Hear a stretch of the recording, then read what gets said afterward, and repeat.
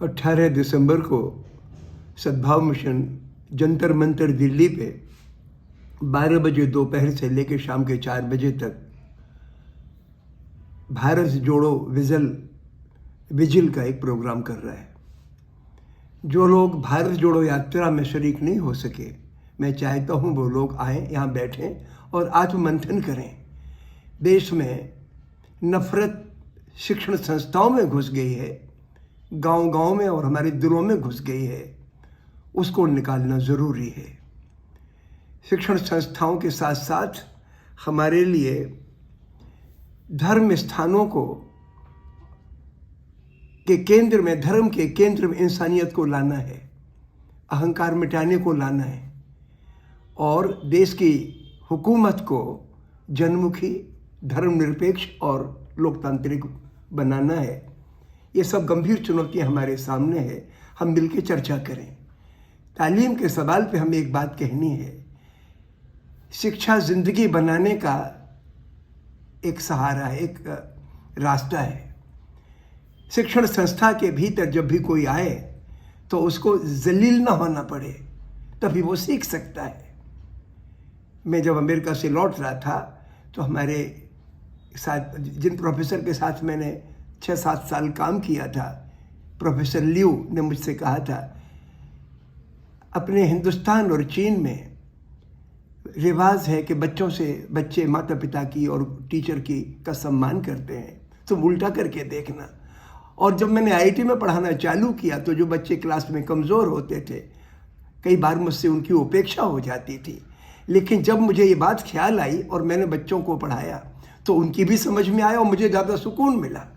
मैं चाहता हूँ कि हमारे शिक्षक जलील न करें बच्चों को कसाब कह के, उनके धर्म की याद दिला के, जात की याद दिला के, बल्कि सच्चे शिक्षक बने, इंसान बन के बच्चों को मोहब्बत से उनसे बातचीत करें, उनसे व्यवहार करें, तो उनका दिमाग भी खुलेगा और आपको सुकून भी मिलेगा।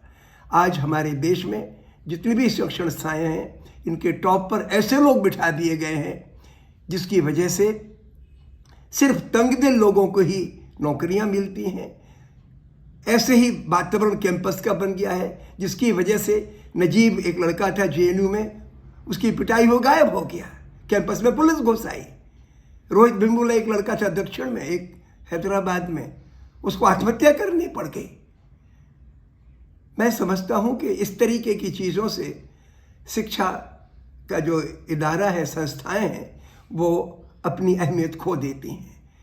इसको हमें फिर से जिंदा करना है, शिक्षा के कंटेंट्स को ठीक करना है, इन चीज़ों पे हमें चर्चा करनी है बैठ के। ये काम बहुत गंभीर है, इसी से हम मुल्क को ऊंचा उठा पाएंगे।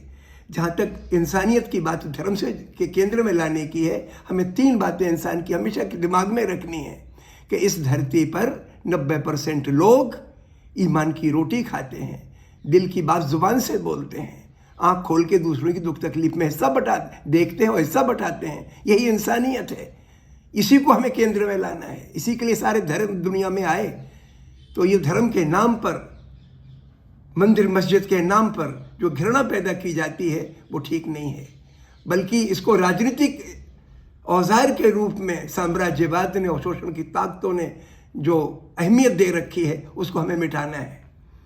और जहाँ तक हुकूमत की बात है, आज की हुकूमत इस अब जिम्मेवारी को भूल गई है कि जनता के खर्चे पे टिकती है और वो आंकती रहती है कि हम किस तरीके से शोषक वर्ग का या संपन्न वर्ग का हित साधें। आप टिके तो हो जनता की मेहनत की कमाई पर और देखते हो उस तरफ, आप जनता की तरफ देखो।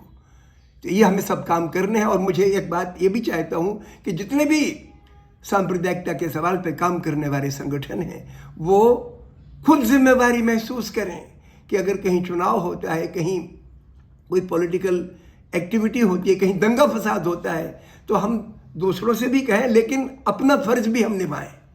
ये हमारी जिम्मेवारी है। इन सब बातों पे हम चर्चा करेंगे। मैं चाहता हूँ आप लोग इसमें शरीक हों बड़ी से बड़ी तादाद में। शुक्रिया।